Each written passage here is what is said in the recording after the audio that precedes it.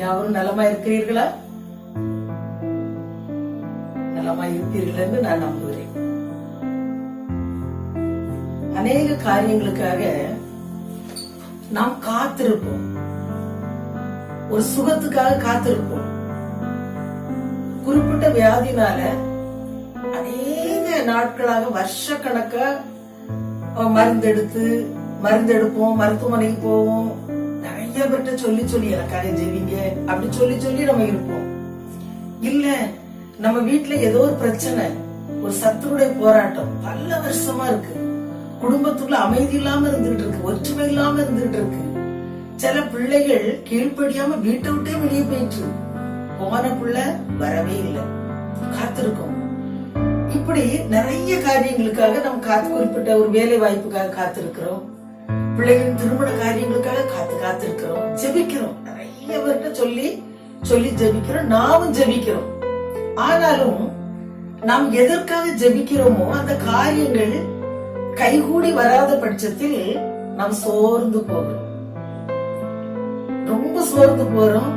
அதுக்கு பிறகு நாம் ஜெபிக்கிறதையே விட்டுறோம். அதை பற்றி தான் நம்ம இன்னைக்கு பார்க்க போறோம். நமக்கு சோர்வு வருது, ஜெபிக்கிறத நம்ம விடுறோம். தேவ அன்பு குறைஞ்சு போகுது. கூட்டங்களுக்கு, ஆலயங்களுக்கு நல்ல உற்சாகமா ஓடுறதுல கூட கொஞ்சம் மட்டமா ஆயிடுது. உற்சாகம் இல்லாம உற்சாகத்தை இழந்துடுறோம். ஒரு அவநம்பிக்கை வந்துருது. எதுனாலும் நம்ம தலையெழுத்துப்படி நடக்கும், எப்படி ஜெபம் பண்ணாலும் இப்படிதான் இருக்கும் அப்படி நமக்கு ஒரு நிராசையா அப்படி வந்துருது. அதை குறித்துதான் இன்னைக்கு நம்ம வேதத்துல என்ன இருக்கு? கர்த்தர் நம்முடைய வாழ்க்கையில செய்வாரா, இல்ல நம்மள அப்படி ஏமாத்துற தேவனா? அவர் ஏமாத்துற தேவன் அல்ல, அவர் உண்மை உள்ளவர்.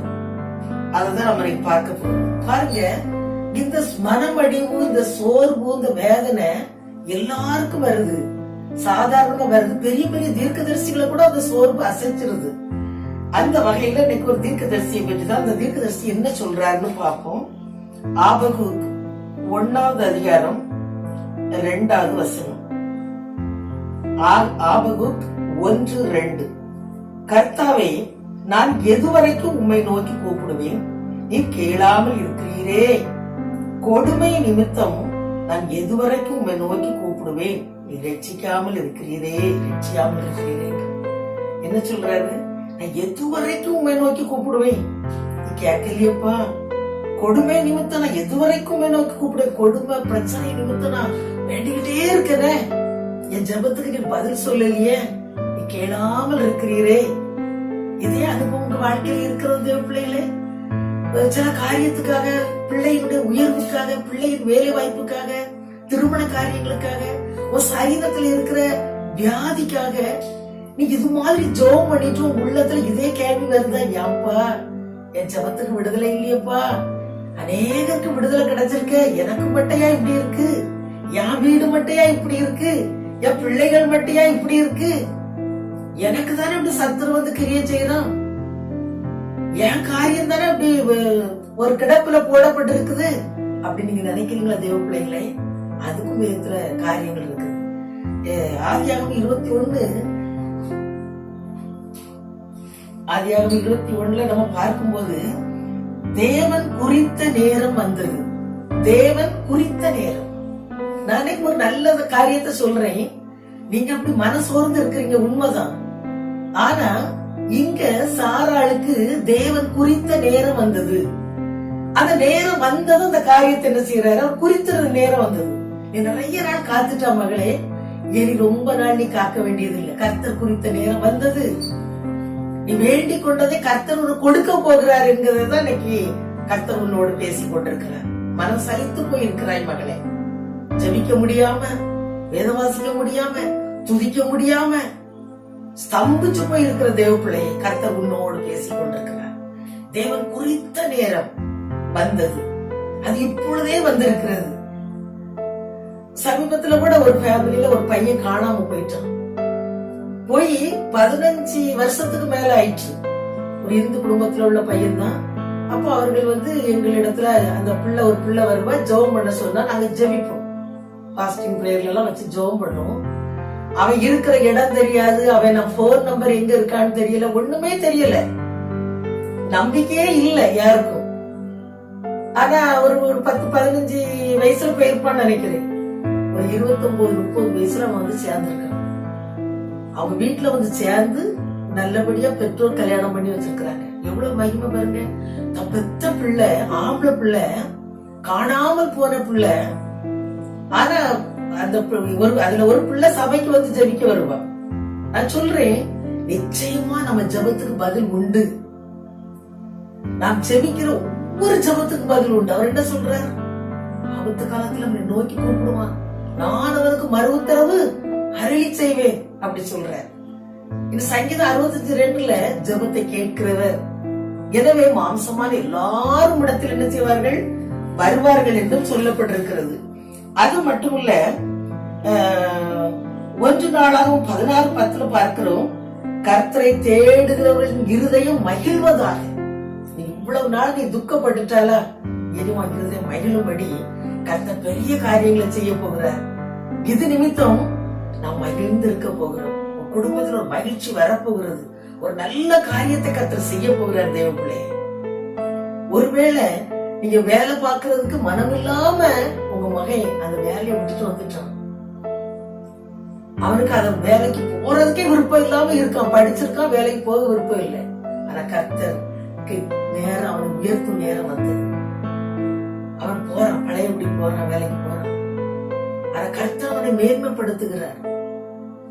ஒவ்வொரு காரியமும் அப்படிதான். இங்க பார்க்கும்போது லூக்கா எழுதின சுவிசேஷத்துல 1ஆம் அதிகாரத்துல பார்க்கிறோம், சகரியா எலிசபெத் தம்பதிகள் கர்த்தருக்கு பிரியமானவங்க, பரிசுத்தமானவங்க, ஆண்டவருக்கு ஆராதனை செய்யறவங்க. பல வருஷமா ஜோம் பண்ணி அவங்க காத்திருக்கிற காலம் முடிவடைஞ்சிட்டு. ஆனா அங்க கிரியை செய்திருக்கிறார். அதுல போட்டு தகுந்த நேரம் வரும்போது, தகுந்த நேரத்தில் நிறைவேற போகும் கர்த்தருடைய வார்த்தையை சகரியா விசுவாசிக்காததுனால, தகுந்த காலத்துல சரியான நேரத்துல நிறைவேற போகிற அந்த வார்த்தையை குறித்து இப்ப கூட அந்த வார்த்தை கடந்து வரும் பொழுது சில நேரம் சத்துரு என்ன செய்வான்? விசுவாசிக்க விட மாட்டான். ஆமா, இப்படி எத்தனை வார்த்தை கேட்டிருக்க, இப்படி எத்தனையோ வார்த்தை கேட்டிருக்கிய, நீ உங்க உள்ளத்திலேயே பேசணும். நிறைய வார்த்தை அப்படி கேட்டுச்சோம், எத்தனையோ ஆசீர்வாதத்தை கேட்டுச்சோம், எத்தனையோ வாக்குத்தத்தை கேட்டுச்சோம். ஆனா கூட என் வாழ்க்கை அப்படியேதான் இருக்கு. இல்ல தேவமகளே, இப்ப கர்த்தர் நிறைவேற்றுகிறார். நீ விசுவாசமாயிரு. விசுவாசிக்கிறவனுக்கு எல்லாம் கூடும். விசுவாசியாதவன் தேவனிடத்தில் எதையாவது பெற்றுக்கொள்வேன் என்று நினையாதிருப்பானாக. ஒவ்வொன்றுக்கும் ஒரு காலம். நிறைய வருஷம் உன் வாழ்க்கை பெருமூச்சலையும் அழுகையிலுமே கழிஞ்சு போயிடுச்சு. ஆனா எப்போதுமே நீ அழுது கொண்டிருக்கக்கூடிய காலம் இல்லை. அழ ஒரு காலம், நகைக்கிறதுக்கு ஒரு காலம் இருக்குது. சூரியன் உதிக்கிறதுக்கு ஒரு நேரம், சந்திரன் வர்றதுக்கு, உதயமாகிறதுக்கு ஒரு நேரம் இருக்குது. உனக்கு நேரம் வந்தது. கர்த்தர் குறித்த நேரம் வந்திருக்கிறது. தேவப்பிள்ளையே, உன் வாழ்க்கையில பெரிய காரியத்தை செய்ய போறார். மகத்தான காரியத்தை செய்ய போகிறார். நீங்கள் நினையாததும் ஆச்சரியமா எண்ணாததுமான மிகப்பெரிய அற்புதத்தை உங்க வாழ்க்கையில் நடத்த போகிறார். நம்புறீங்களா? விசுவாசிக்கிறீங்களா? இன்றைக்கே அதை உங்களுக்கு செய்ய போறார். தேவப்பிள்ளைகளே, யோசேப்பு கூட அவனை குழியில போடுறதுக்கு ஒரு நேரம், போட்ட யோசேப்பை தூக்கி கொண்டு வர்றது அவங்கதான் கொண்டு வராங்க. சிறையில் அடைக்கப்படுறான். ஆனா அவனுக்கு குறித்த நேரம் வரும்போது அங்கிருந்து நேர சிறையிலிருந்து விடுவிக்கப்பட்டு, எப்படி குற்றம் சாட்டப்பட்டு மோசமா கேவலமா கொண்டு சிறையில போட்டாங்களோ அவனை மகிமைப்படுத்துறது. கர்த்தருக்கு பிரியமானவை, தேவஞான இருக்கு, தேவ அபிஷேகம் அவனுக்குள்ள இருக்குன்னு சொல்லி அவனை உயர்த்தி புகழ்ந்து அவனுக்கு சரியான வஸ்திரம் தரிப்பித்து அவனை அதிபதியாக, அந்த எகிப்து தேசத்துக்கெல்லாம் அதிபதியாக வைக்கிறதுக்கு ஒரு நேரம். ஒரு தலையை கர்த்தர் உயர்த்த போகிறார். ஒரு நிந்திக்கிற சத்துருக்களுக்கு நடுவுல கர்த்தர் உனக்காக ஒரு பந்தி ஆயத்தம் பண்ணி இருக்கிறார். நீ வெட்கத்தோட இருக்கலாம். என் பிள்ளையா இப்படி இருக்குது, எனக்கா அப்படி நடக்கணும், நான் எப்படி எல்லாம் இருந்தேன், எத்தனை பேருக்கு நான் என்னெல்லாம் சொன்னேன், ஆனா என் வாழ்க்கையில ஒரு சூன்யமா இருக்குது. என் வீட்டுல சில காரியங்கள் ரொம்ப வித்தியாசமா இருக்குது, இயற்கைக்கு மாறா இருக்குது. என் வேதனை யார்கிட்டயுமே சொல்ல முடியல. வெளியே சந்தோஷமா தான் இருக்கிறேன், ஆனா இரவும் பகலும் உள்ளம் துக்கித்து கொண்டிருக்கிறது. தேவப்பிள்ளைய உன்னோடதான் ஆண்டவர் பேசிட்டு இருக்கிறார். நீ சந்தோஷப்பட போற, நீ மகிழ்ச்சி அடைய போற. நீ நினைச்சு பார்க்காத பெரிய பெரிய காரியங்களை உன் பிள்ளைகள் வாழ்க்கையில, உன் வாழ்க்கையில செய்ய போகிற, உன் குடும்பத்துக்குள்ள செய்ய போகிற. யாரெல்லாம் தூசித்தாங்க, நிந்தித்தாங்க, அவங்களே வந்து கர்த்தர் உன்னோடு இருக்கிறார் என்று சொல்லி மேன்மைப்படுத்துறதுக்கு ஒரு காலம் சீக்கிரமா வந்துவிட்டது. விசுவாசிக்கிறீங்களா? கவலைப்படாதீர்கள். உங்களை விடுவிக்கிறதுக்கு நேரம், உங்களை குணமாக்கு நேரம் வந்தது. நீங்க விடுதலை அடைய போறீங்க. உங்க பிள்ளைகள் உயர்த்தப்படாம இருக்கிறாங்க. அந்த பிள்ளைகளை கர்த்தர் உயர்த்த போகிறார். பிள்ளைகளை விசேஷித்த பிள்ளைகளா மாற்ற போறார். உங்க பிள்ளைகள் மேன்மையாக இருக்கும். மனதிரும்பாத புருஷனுக்காக ஒரு சகோதரி சொல்லும் பொழுது 28 வருஷமா நான் அழுதுகிட்டு இருக்கேன் என் புருஷனுடைய மீட்புக்காக. இனிமே அழுது கொண்டேனாய். கர்த்தர் விடுவிக்க போறார், ரட்சிக்க போகிறார். சவுலை எப்படி பவுலாக்குனாரோ அது போல ரட்சிக்க போறார். நீ என்றைக்கு நீ தலை குனிந்து இருப்பதில்லை. கூனி 18 வருஷமா கூனியாதான் இருந்தா, குனிந்து இருந்தா. அந்த சரியான குறித்த நேரம் வரும்போது அவர் தேவாலயத்தில் அவளை காண்றாரு. அவளை முன்னால் அழைச்சி அவளை தலைநிமிர பண்ணினவர். உன் வாழ்க்கையில உன்னை தலைநிமிர பண்ணுவார். தேவப்பிள்ளைய விசுவாசத்தோட சந்தோஷமாயிரு. கர்த்தரை நம்பு, ஸ்தோத்திரம் பண்ணு. நீ கர்த்தர் உன்னோடு பேசின ஒவ்வொரு காரியங்களிலும் கர்த்தரை ஸ்தோத்திரம் பண்ணு. நிச்சயமா உன் வாழ்க்கையில அந்த கர்த்தர் உனக்கு நன்மை செய்யக்கூடிய நேரம் வந்துட்டு கர்த்தர் உன் வீட்டுக்குள்ள வந்து உன் வாழ்க்கையில பெரிய திருப்பங்களையும் மாற்றங்களையும், பிள்ளைகள் வாழ்க்கையில, புருஷன் வாழ்க்கையில, உன் வாழ்க்கையில, உன் சரீரத்துல கையிடுகிற காரியங்கள் ஒவ்வொன்றிலும் பெரிய மாற்றத்தை கர்த்தர் கொடுக்க போகிறார். கண்களை மூடி ஜெபம் பண்ணுவோமா? ஸ்தோத்திரங்க தாவே, ஸ்தோத்திரம். நல்ல தெய்வமே துதிக்கிற இந்த வேளையிலும் அப்பா, பல வருடங்களா ஏக்கத்தோட இருக்கிற, கண்ணீரோடு இருக்கிற, ஜெபித்து சோர்ந்து இருக்கிற உடைய பிள்ளைகளுக்காக ஜெபிக்கிறேன் ஆண்டவரே. என்னுடைய பிள்ளைகளோட பேசினீரப்பா. நீ பேசின ஒவ்வொரு வார்த்தைகளும், இந்த வார்த்தை எந்தெந்த வீட்டுக்குள்ள தொனிக்கிறதோ, யார் யார் விசுவாசத்தோட அதை கேட்டு எனக்கு தான் என்று எடுத்துக்கொண்டார்களோ அத்தனை குடும்பத்துக்குள்ளே அற்புதத்தை செய்ய போகிறீரப்பா. அத்தனை பேருடைய வாழ்க்கையிலும் மேன்மை கட்டளையிட போகிறீர். எந்த அளவுக்கு அழுது இருந்தாங்களோ அந்த அளவுக்கு அந்த வீட்டுல களிப்பும் சந்தோஷமும் உண்டாகிறது. தேடுகளுடைய இருதயம் மகிழும் என்ற வேதவசனத்தின்படி ஆண்டவரே மகிழ்ச்சி அடைய போகிறதப்பா.